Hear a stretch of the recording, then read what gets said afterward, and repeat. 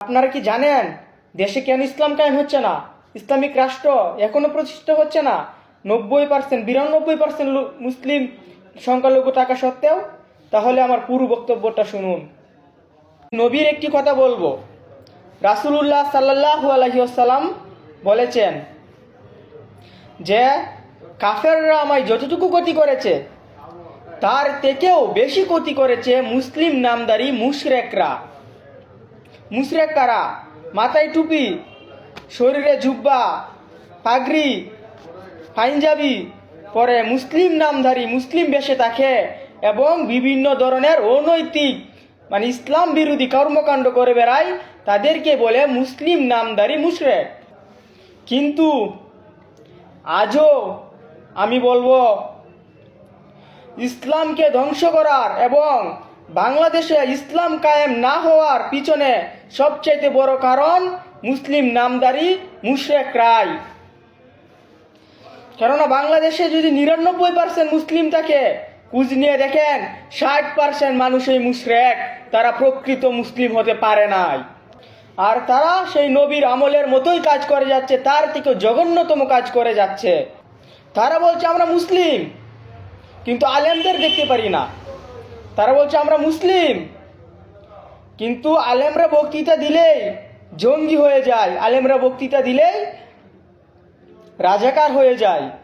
মুসলমানদের ধ্বংস করতে হলে এটি সবচাইতে বড় ও নির্ভরযোগ্য কারণ। আজকে আলেম সমাজ তারা চাচ্ছে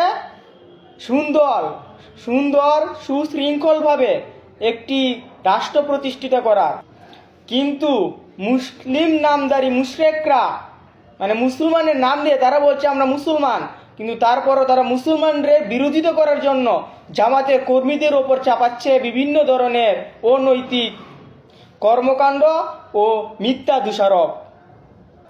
যদি কোনো জায়গায় কোনো অনৈতিক কাজ হয়, ইসলাম শরিয়া বিরোধী কাজ হয়, এবং ওই লোকটার মাথায় যদি টুপি থাকে, মুখে যদি দাড়ি থাকে, শরীরে যদি জুব্বা কিংবা পাঞ্জাবি থাকে, তাহলে তারা বলে চালিয়ে দিচ্ছে যেন ওকে শিবির বলে চালিয়ে দেন, যে শিবির জামাতের কর্মী না হয় শিবির এই কাজটা করছে। কিন্তু খোঁজ নিয়ে দেখেন 14 গোষ্ঠীর মধ্যেও তারা জামাত করে নাই, শিবির করে নাই। আজ মুসলিমদের গুমরা করার জন্য জামাত এবং শিবিরের ওপর এই সব মিথ্যা প্রতিবাদ চাপিয়ে দিচ্ছে। তারা কি মুশরিকদের অন্তর্ভুক্ত নয়? হে ইসলাম প্রিয় জনগণ, আপনারা মুশরিকদের বিরুদ্ধে সতর্ক থাকবেন। আপনারা ওই মুশরিকদের অন্তর্ভুক্ত হইয়া নিজের ঈমানকে নষ্ট করবেন না, নিজের ঈমানকে বিক্রি করবেন না। সামান্য একটি জায়গার জন্য, সামান্য একটি দেশের জন্য একজন নেতা হিসেবে পরিণত হওয়ার জন্য নিজের ঈমানকে নষ্ট করবেন না ওই মুশরিকদের অন্তর্ভুক্ত হইয়া। তাই যেভাবে দেশে ইসলাম কায়েম হয়, আল্লাহর বিধান কায়েম হয়, সেভাবে আপনারা আলেম সমাজদের সাহায্য করুন। ইসলামিক রাষ্ট্র গঠনে আপনার এক অবদান সবচাইতে গুরুত্বপূর্ণ করুন।